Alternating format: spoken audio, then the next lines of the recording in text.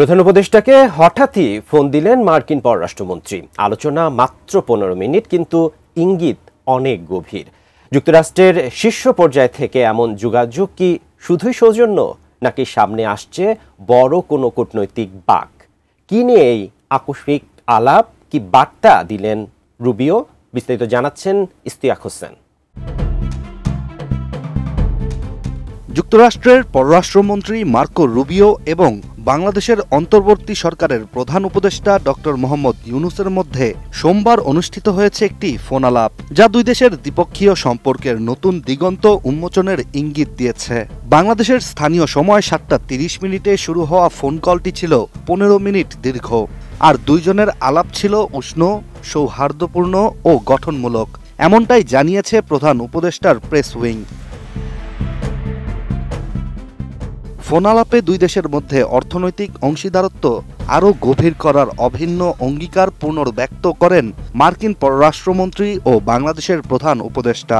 এছাড়া ভারত প্রশান্ত মহাসাগরীয় অঞ্চলে নিরাপত্তা ও স্থিতিশীলতা রক্ষায়ও একযোগে কাজ করার প্রতিশ্রুতি দেন দুই নেতা। এদিকে এই আলোচনার সবচেয়ে গুরুত্বপূর্ণ বিষয়টি ছিল নির্বাচন নিয়ে, যেখানে প্রধান উপদেষ্টা ফোন আলাপে আবারও জোর দিয়ে বলেন আগামী বছরের শুরুতেই জাতীয় নির্বাচন অনুষ্ঠিত হবে বাংলাদেশে। তিনি জানান রাজনৈতিক দলগুলোর সঙ্গে তার সরকারের চলমান সংলাপ দেশের রাজনৈতিক ব্যবস্থার কাঙ্ক্ষিত সংস্কারে সহায়ক হবে। এছাড়া নির্বাচন কমিশন নিরলসভাবে কাজ করছে নির্বাচনী ব্যবস্থাকে পুনর্গঠনের জন্য, যা পূর্ববর্তী সরকার পুরোপুরি ধ্বংস করে দিয়েছিল। তিনি মার্কো রুবিওকে আরও জানান তরুণ প্রজন্ম এবার জীবনে প্রথমবারের মতো ভোট দিবে। মোনালিসা হেভি ফ্লো 15 পিস প্যাকেটের সাথে 8 পিসের একটি প্যাকেট একদম ফ্রি। অন্যদিকে ফোন আলাপে রুবিও জানান যুক্তরাষ্ট্র বাংলাদেশের বৃহত্তম রপ্তানি গন্তব্য এবং সর্বোচ্চ রেমিটেন্সের উৎস, যার ফলে উভয় পক্ষই পারস্পরিক শুল্ক সংক্রান্ত আলোচনাকে দ্রুত চূড়ান্ত করার আশাবাদ ব্যক্ত করেন, যা ভবিষ্যতে দ্বিপক্ষীয় বাণিজ্য সম্প্রসারণে সহায়ক হবে। এছাড়া অধ্যাপক ইউনুস বিশেষভাবে ধন্যবাদ জানান যুক্তরাষ্ট্রের প্রেসিডেন্ট ডোনাল্ড ট্রাম্পকে বাংলাদেশের অনুরোধে 90 দিনের জন্য পারস্পরিক শুল্ক ব্যবস্থা স্থগিত রাখার জন্য। তিনি বলেন বাংলাদেশ সরকার প্রেসিডেন্ট ট্রাম্পের বাণিজ্য কর্মসূচির প্রতি কার্যকর প্রতিক্রিয়া নিশ্চিত করতে একযোগে কাজ করছে। রোহিঙ্গা পরিস্থিতি নিয়েও আলাপ করেন প্রধান উপদেষ্টা, যেখানে দেশে অবস্থিত শরণার্থীদের জন্য যুক্তরাষ্ট্রের ধারাবাহিক মানবিক সহায়তার প্রশংসা করেন তিনি। 2017 সাল থেকে যুক্তরাষ্ট্র এই খাতে সবচেয়ে বড় দাতা হিসেবে কাজ করছে।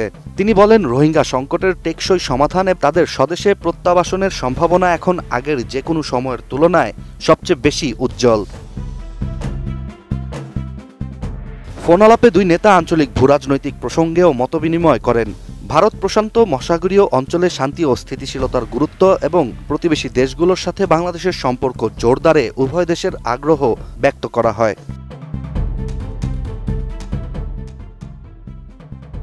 সবশেষ প্রধান উপদেষ্টা ডক্টর মোহাম্মদ ইউনুস মার্কিন পররাষ্ট্রমন্ত্রীকে আসন্ন সাধারণ নির্বাচনের আগে বাংলাদেশ সফরের আমন্ত্রণ জানান। তিনি বলেন মার্কিন পররাষ্ট্রমন্ত্রীর আগমন দেশের তরুণ প্রজন্মকে গণতন্ত্রের প্রতি অনুপ্রাণিত করবে। এই ফোন আলাপ শুধু কূটনৈতিক সৌজন্যের মধ্যেই সীমাবদ্ধ ছিল না, বরং একটি কার্যকর দ্বিপক্ষীয় রোডম্যাপ গঠনের সুস্পষ্ট বার্তাই দিয়েছে, যেখানে অর্থনীতি, গণতন্ত্র, মানবাধিকার ও আঞ্চলিক স্থিতিশীলতা একই সূত্রে গাঁথা ছিল।